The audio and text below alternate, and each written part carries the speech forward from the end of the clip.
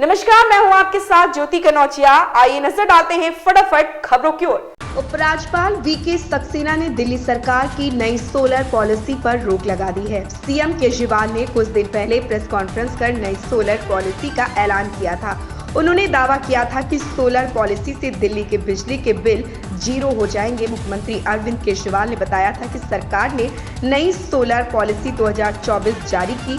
इससे पहले 2016 में सोलर पॉलिसी जारी की गई थी। नई पॉलिसी अपनाने वाले आवासीय एरिया के उपभोक्ताओं का बिजली बिल जीरो आएगा।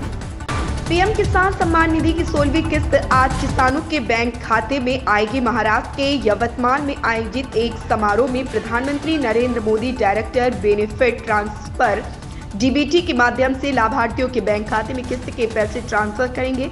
इससे पहले बीती 15 नवंबर 2023 को 15वीं किस्त जारी हुई थी। आज प्रधानमंत्री देश भर के पात्र किसानों के बैंक खातों में लगभग 21,000 करोड़ रुपए की राशि ट्रांसफर करेंगे। गौरतलब है कि केंद्र सरकार की महत्वाकांक्षी योजनाओं में से एक है प्रधानमंत्री किसान सम्मान निधि योजना, जिसे किसानों के लिए चलाया जाता है। प्रधानमंत्री नरेंद्र मोदी आज तमिलनाडु के दौरे पर हैं। इस दौरान उन्होंने थूथुकुडी में करीब 17,300 करोड़ रुपए की कई विकास परियोजनाओं का उद्घाटन और शिलान्यास किया। इन परियोजनाओं में देश का पहला हाइड्रोजन हब पोर्ट और इनलैंड वाटर वे वेसल शामिल है। वेसल को रहित नौका इनिशिएटिव के तहत बनाया गया है। इसके साथ ही पीएम ने वीओ चिदंबरनार बंदरगाह पर आउटर हार्बर कंटेनर टर्मिनल की आधारशिला रखी है।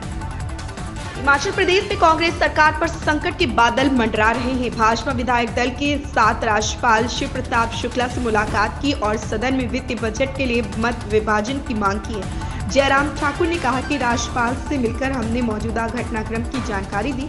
इस सरकार को सत्ता में रहने का नैतिक अधिकार नहीं।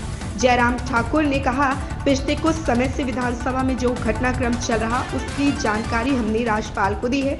राज्यसभा चुनाव में जो परिणाम आया, जो वर्तमान स्थिति है, उसे देखें तो कांग्रेस को सत्ता में रहने का अधिकार नहीं है। राज्यसभा में मांग के बाद सपा लोकसभा चुनाव के लिहाज से आजमगढ़ की किलेबंदी में जुट गई है। पूर्व विधायक और बसपा नेता शाह आलम उर्फ गुड्डू जमाली बुधवार को सपा मुख्यालय पर अखिलेश यादव की मौजूदगी में पार्टी की सदस्यता लेंगे। बता दें, आजमगढ़ में सपा पिछला लोकसभा चुनाव बसपा से गुड्डू जमाली के मैदान में उतरने से हार गई थी। सूत्रों के मुताबिक जमाली पसमानदा मुस्लिम समाज से आते, इसलिए सपा उन्हें मार्च में होने वाले चुनाव में विधान परिषद भेजकर एक संदेश देना चाहती है। उत्तराखंड विधानसभा सत्र के तीसरे दिन आज सदन पटल पर 4 विधेयक रखे जाएंगे। विधानसभा अध्यक्ष ऋतु खंडूड़ी भूषण की अध्यक्षता में कार्य मंत्रणा समिति की बैठक में 28 फरवरी से 1 मार्च तक सदन संचालित करने का एजेंडा तय किया गया। इसके अलावा राज्यपाल अभिभाषण पर धन्यवाद प्रस्तावित पारित किया गया है। विधानसभा में कार्य मंत्रणा समिति की बैठक हुई, जिसमें तय किया गया है कि 29 फरवरी को विभागवार बजट पर चर्चा की जाएगी। 1 मार्च 2024 को बजट पारित किया जाएगा। नेशनल कॉन्फ्रेंस के अध्यक्ष एवं सांसद फारूक अब्दुल्ला ने कहा कि जम्मू कश्मीर में आगामी लोकसभा चुनाव कांग्रेस के साथ मिलकर लड़ा जाएगा। साथ ही उन्होंने कहा कि इंडिया गठबंधन को मजबूत करना जरूरी है। अगर ऐसा नहीं किया जाता है तो ये खुद अपने देश को मुसीबत में डालने जैसा होगा। फारूक अब्दुल्ला ने कहा कि उमर अब्दुल्ला और कांग्रेस के बीच बातचीत जारी है। जम्मू कश्मीर में लोकसभा सीट बंटवारे पर जल्द ही फैसला लिया जाएगा। आम आदमी पार्टी ने इंडिया गठबंधन के तहत कुरुक्षेत्र लोकसभा क्षेत्र से पार्टी के प्रदेश अध्यक्ष डॉक्टर सुशील गुप्ता को उम्मीदवार घोषित कर दिया।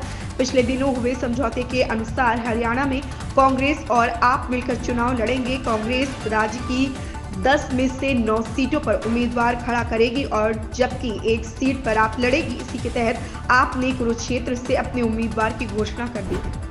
आगामी लोकसभा चुनावों के लिए भारतीय जनता पार्टी की कोर कमेटी की बैठक आज दिल्ली में होगी। सीपी जोशी की अध्यक्षता में होने वाली इस बैठक में मुख्यमंत्री भजन लाल शर्मा, पूर्व नेता प्रतिपक्ष राजेंद्र राठौर, पूर्व मुख्यमंत्री वसुंधरा राजे समेत सभी बड़े नेता शामिल होंगे। लोकसभा चुनाव के लिहाज से इस बैठक को काफी अहम माना जा रहा। सूत्रों की माने तो राजस्थान की 25 लोकसभा सीटों में से 15 से 17 सीटों पर टिकट बदले जा सकते हैं। नई दिल्ली रेलवे स्टेशन से गाजियाबाद के बीच के रास्ते ट्रेन परिचालन को सुगम बनाने के लिए यमुना पर रेलवे का चौथा पुल बनाया जा रहा।